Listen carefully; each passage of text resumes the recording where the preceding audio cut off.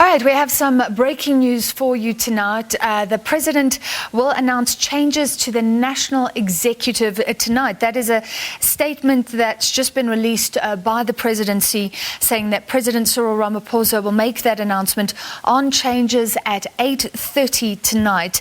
The President's address will be broadcast and streamed on a range of platforms and, of course, across our own. So this means a cabinet reshuffle that has been widely speculated. Let's immediately get our journalist Samkele Maseko, political reporter, on the line. Samkele, what has been happening in the run-up to this? We have known for a while that something is coming. Yes, indeed, Francis. I'm just looking at my phone here. I'm just waiting for a particular SMS or WhatsApp to come in on Minister Dr. Zwelithini Mkhize.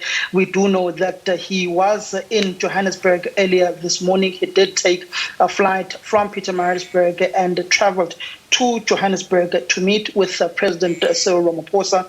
He ended up taking a flight back to Pietermaritzburg in the afternoon at about 12 o'clock, where he landed at the Orobi airport. It is anticipated that President Ramaphosa will be announcing that Dr. Minister of Health, Dr. Zwelithini Mkhize, may have been relieved of his duties, or the Minister of Health has opted to resign, particularly after the Digital Vibes saga, where it is believed and it's reported that his family did siphon millions of those rands from the Department of Health through his associates, Cyril Ramaphosa, where his son, Zwelithini Mkhize, also benefited. But we do know, as a matter of fact, at this point in time, that the embattled Minister of Health, who is on leave of absence, was in Johannesburg, and he did meet with President Cyril Ramaphosa earlier on during the course of the day, where the issues of his political future were discussed. We don't know at this point in time whether the minister did indeed tender in his resignation or he did not.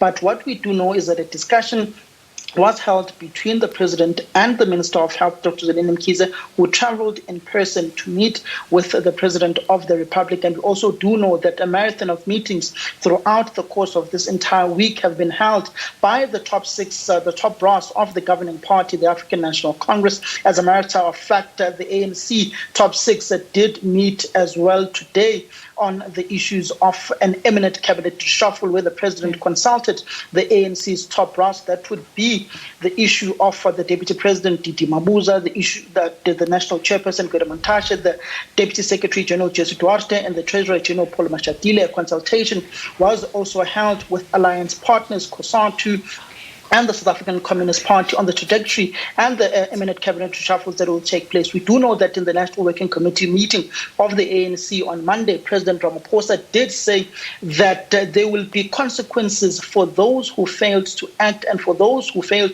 to fulfill their executive duties, particularly knowing of the insurrection that took place, the failed insurrection that took place in the Republic, particularly knowing that it has also been confirmed by the SACP's General Secretary, Blade Nzimande, that indeed it was an insurrection. Even the President in the ANC's NWC meeting, the ANC NWC statement, also speaks of an insurrection, despite there being conflicting remarks by, in particular, the Minister of Defense, Nosiviwe Mapisa-Nqakula, who's also in the firing line as the President seeks to reshuffle his cabinet. Also, the Minister of State Security, Ayanda Dlodlo. We do know that in the NWC meeting, the State Security Agency did present a report to the President and to the ANC's top brass leadership on the insurrection and the various plans that had taken place and the inaction taken by the spies in the Republic of South Africa, particularly on this matter. The security cluster is the key focus for this cabinet reshuffle, with others also calling for a focus to be put into the economic cluster, particularly looking at the sluggish performance of the South African economy. But we can confirm that the President and the Minister of Health, Dr. Zwelithini Mkhize, traveled from Willowfontein in Pietermaritzburg, traveled to Johannesburg to meet with President Ramaphosa. Their meeting lasted a couple of hours. And he did return back to Pietermaritzburg this afternoon, particularly knowing that the president is now going to be announcing changes to his executive and to the cabinet, particularly if you go back, Francis, to last week, Thursday, in Rabasu, to where we were in the oversight of the president at the vaccination sites. He did say that he is currently evaluating and assessing his cabinet, and that he must be pleased, be given space to do that assessment. And once the time is right, he will then be making changes to his cabinet. But he did let the cat out of the bag, that he is indeed assessing his cabinet. And at that all-important National Working Committee meeting of the African National Congress on Monday, the president essentially said that there will be consequences for those who failed to act during the violent protest, which we saw after the arrest of former President Jacob Zuma. And Samkele, you're so right. He did say also regarding the health minister that he would wait for the SIU to do its investigation and then act. And that was a damning report. So we may or may not see a new health minister. We may see some changes in the security cluster. I guess we can only speculate right now how far-ranging this reshuffle could potentially be. You'd have to excuse me, Francis. I keep looking at my phone because I'm anticipating that some sources will drop certain things as we continue with this live broadcast. But what we can certainly expect is that the president did say, particularly last week, Thursday, as the SABC, we posed the question to him, when is he acting on the Minister of Health, knowing that the SIU report is before his desk.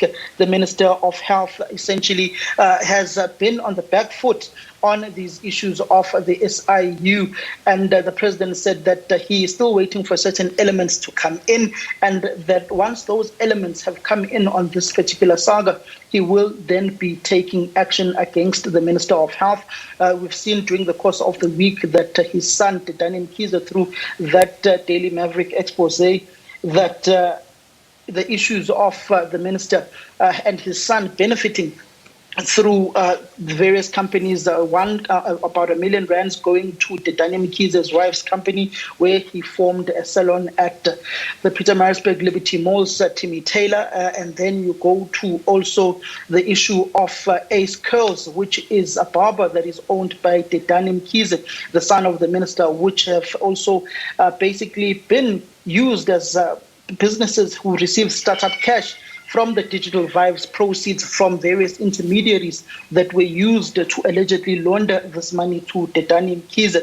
I did speak to him earlier on as well, Dani Mkhize, who also said that he, at this point in time, does not know what is currently happening on these issues of Digital Vibes, and that he knows that he never benefited personally from this. The only thing he ever received was a mere 300,000 rands from Tahira Mata, who is a close family friend of the Mkhize family.